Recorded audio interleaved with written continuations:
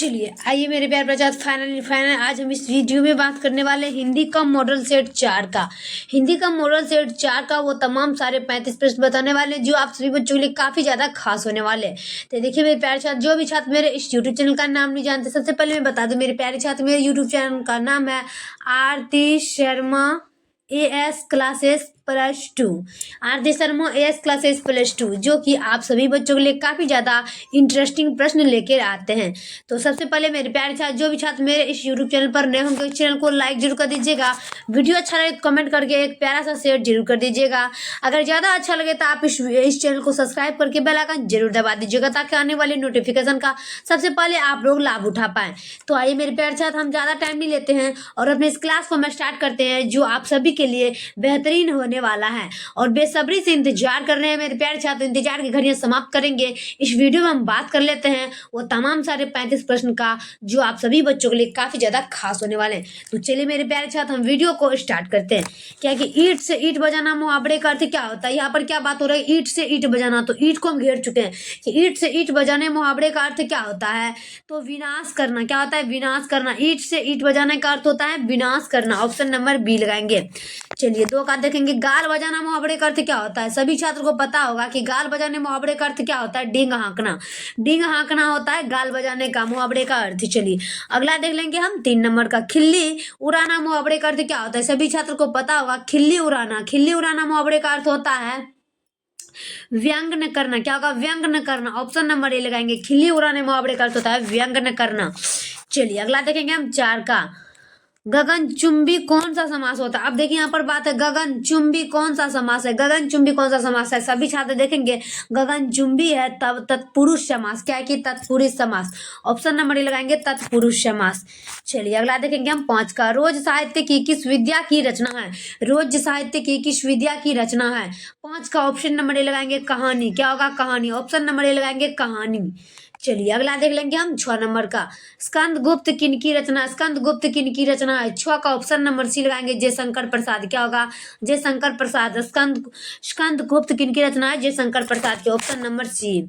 चलिए 7 का, संगुनी साहू परिवार किन से संबंध था? क्या होगा? संगुनी साहू परिवार किन से संबंध था? 7 का आंसर होगा option number D Jaishankar Prasad से। क्या होगा? Jaishankar Prasad. Option number D लगाएंगे जयशंकर प्रसाद। चलिए अगला देखेंगे हम 8 का, रोज शीर्षक कहानी के कहानीकार कौन है? रोज शीर्षक कहानी के कहानीकार कौन है? प्रेमचंद। क्या होगा? प्रेमचंद। काफी बीबीआई प्रश्न है, प्रेमचंद। ऑप्शन नंबर ए। चलिए अगला देखेंगे हम 9 का, जयशंकर प्रसाद का जन्म कहाँ हुआ था? सॉरी, जयशंकर प्रसाद का जन्म कब हुआ था? जयशंकर प्रसाद का जन्म कब हुआ था? तो 1889 ईस्वी में। 1889 ईस्वी में हुआ था जयशंकर प्रसाद की जन्म। Option number B. चलिए 10 का, चंद्रगुप्त किनकी रचना है? चंद्रगुप्त किनकी रचना है? जयशंकर प्रसाद की। चंद्रगुप्त किनकी रचना है? जयशंकर प्रसाद की। ऑप्शन नंबर सी लगाएंगे जयशंकर प्रसाद। 11 का, नामांकित में से कौन रोज शीर्षक कहानी का मुख्य पात्र है? नामांकित में से कौन रोज शीर्षक कहानी का मुख्य पात्र है? 11 का ऑप्शन नंबर ए लगाएंगे मालती। क्या होगा? मालती जो है ना रोज शीर्षक कहानी का पात्र है। ऑप्शन नंबर ए। चलिए अगला देख लेते हैं हम 12 का, जयशंकर प्रसाद कैसी कवि थे? जयशंकर प्रसाद कैसे कवि थे? 12 का ऑप्शन नंबर सी लगाएंगे छायावादी। क्या होगा? छायावादी कवि। तो ऑप्शन नंबर सी लगाएंगे छायावादी। चलिए 13 का, सांझी की रानी किनकी रचना है? झांसी की रानी किनकी रचना है? सभी छात्र देखेंगे पढ़ने में थोड़ी मिस्टेक हो जाती है। झांसी की रानी किनकी रचना है? सभी छात्र देखेंगे सुभद्रा कुमारी चौहान की रचना है झांसी की रानी।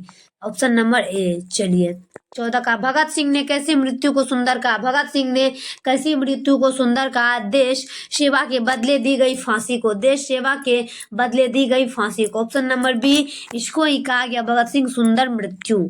चलिए अगला देखेंगे हम 15 का, तुमुल कोलाहल कला में शीर्षक कविता के कवि कौन है? सभी छात्र देखेंगे तुमुल कोलाहल कला में शीर्षक कविता के कवि कौन है? 15 का ऑप्शन नंबर ए लगाएंगे जयशंकर प्रसाद। ऑप्शन नंबर ए जयशंकर प्रसाद। चलिए अगला देखेंगे हम 16 का, पथ भ्रष्ट के कौन सा समास है? पथ भ्रष्ट के कौन सा समास है? 16 का ऑप्शन नंबर बी लगाएंगे तत्पुरुष समास। पथ भ्रष्ट का होगा तत्पुरुष समास। Option number B. चलिए 17 का देश सेवा में समास बताइएगा। देश सेवा में समास बताइएगा। तत्पुरुष समास क्या होगा? तत्पुरुष समास। ऑप्शन नंबर सी लगाएंगे, तत्पुरुष समास। चलिए 18 का जो स्त्री सूर्य भी नहीं देख पाती उसे क्या कहेंगे? जो स्त्री सूर्य भी नहीं देख पाती उसे क्या कहेंगे? 18 का ऑप्शन नंबर ए लगाएंगे, असूर्याप्स्य। क्या होगा? असूर्यपश्य। Option number A. काफी वीवीआई प्रश्न है। चलिए अगला देखेंगे हम 19 का, जिसका कोई शत्रु पैदा ही ना हुआ हो के लिए एक शब्द क्या होता है? कि जिसका कोई शत्रु पैदा ही ना हुआ हो के लिए एक शब्द क्या होता है? आजाद शत्रु। क्या होगा? आजाद शत्रु। एक शब्द के लिए होगा आजाद शत्रु। Option number B. चलिए 20 का, तारा का लिंग निर्णय करें। तारा का लिंग होगा पुल्लिंग। क्या होगा? तारा का लिंग होगा पुल्लिंग। Option number B, sorry option number A पुल्लिंग। चलिए 21 का, मक्षिका का तत्मम रूप क्या? मक्षिका का तत्मम रूप क्या है? 21 का ऑप्शन नंबर ए बी लगाएंगे, मक्खी। क्या होगा? मक्खी। मक्षिका का तत्सम रूप होता है मक्खी। Option number B. चलिए 22 का, पत्थर का तत्सम रूप क्या होता है? पत्थर का तत्सम रूप होता है प्रस्तर। क्या होगा? प्रस्तर। Option number B. पत्थर का तत्सम रूप है प्रस्तर। Option number B. चलिए 23 का, कुल श्रेष्ठ में कौन सा समास है? कुल श्रेष्ठ में कौन सा समास है? तत्पुरुष समास। क्या होगा? तत्पुरुष समास। ऑप्शन नंबर बी लगाएंगे, तत्पुरुष समास। चलिए अगला देख लेते हैं हम 24 का, सतसई में समास बताइएगा। सतसई में समास बताइएगा। 24 का आंसर होगा ऑप्शन नंबर डी, दूगु। क्या होगा? दूगु समास। सतसई में दूगु समास। Option number D. चलिए 25 का, लक्ष्य का तद्भव शब्द होता है। लक्ष्य का तद्भव शब्द होता है। 25 का ऑप्शन नंबर ए लगाएंगे, लाख। क्या होगा? लाख। ऑप्शन नंबर ए लगाएंगे, लाख। चलिए 26 का, तिथि का लिंग निर्णय करे। तिथि का लिंग निर्णय करे स्त्रीलिंग। क्या होगा? तिथि का लिंग निर्णय करे स्त्रीलिंग। Option number B. चलिए 26 27 का, उभरथी में कौन सी संधि? उभरथी में कौन सी संधि है? 27 का ऑप्शन नंबर बी लगाएंगे, यन। क्या होगा? यन। ऑप्शन नंबर बी लगाएंगे, यन। चलिए 28 का, अत्याधुनिक शब्द में कौन सा उपसर्ग है? अत्याधुनिक शब्द में कौन सा उपसर्ग है? 28 का ऑप्शन नंबर बी लगाएंगे, अति। क्या होगा? अति। ऑप्शन नंबर बी लगाएंगे, अति। चलिए 29 का, दीर्घायु में समास बताइएगा। दीर्घायु में समास बताइएगा। 29 का ऑप्शन नंबर सी लगाएंगे, तत्पुरुष समास है। दीर्घायु में तत्पुरुष समास। ऑप्शन नंबर डी, तत्पुरुष समास। चलिए अगला देखेंगे हम 30 का, पंचानन में समास कौन सा होगा? पंचानन में होगा बहुब्रीहि समास। पंचानन में होगा बहुब्रीहि समास। Option number D. चलिए 31 का, पर्यावरण कौन सा यर्ग है? पर्यावरण कौन सा यर्ग है? पर्यावरण में डैश होता है। 31 का ऑप्शन नंबर बी, यन संधि। पर्यावरण में क्या है? यन संधि। Option number B. चलिए अगला देखेंगे हम 32 का, धन को व्यर्थ ही खर्च करने वाला क्या होता है? धन को व्यर्थ ही खर्च करने वाला क्या होता है? अपव्ययी। क्या होगा? अपव्ययी। ऑप्शन नंबर डी, अपव्ययी। Option number D.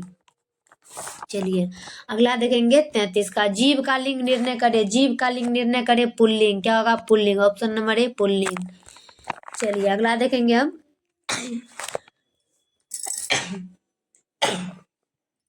सॉरी, क्या होगा? गर्दन का लिंग निर्णय करे। गर्दन का लिंग निर्णय करे स्त्रीलिंग। क्या होगा? गर्दन का लिंग निर्णय करे स्त्रीलिंग। Option number B.